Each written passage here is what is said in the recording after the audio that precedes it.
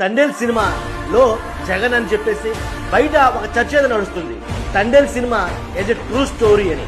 ఇవాళ ఇదే నియోజకవర్గంలో మత్స్యకార సోదరులు ఆ కుటుంబ సభ్యులు నా దగ్గరకు వచ్చారు. పనులు దొరక్క వలసపోతా ఉన్న పరిస్థితులు. గుజరాత్ దాకా వెళ్లి అక్కడ బోట్లలో 10,000 కోసం 8,000 కోసం పనిచేస్తా ఉంటే వీళ్ళకి తెలియక బోట్లు పాకిస్తాన్ సరిహద్దుల్లోకి పోయిందని పాకిస్తాన్ నేవీ వాళ్ళు వచ్చి అరెస్ట్ చేస్తే ఈ రాష్ట్ర ప్రభుత్వం కనీసం పట్టించుకుందా అని అడుగుతా ఉన్నాను ఈ మత్స్యకార సోదరుల గురించి.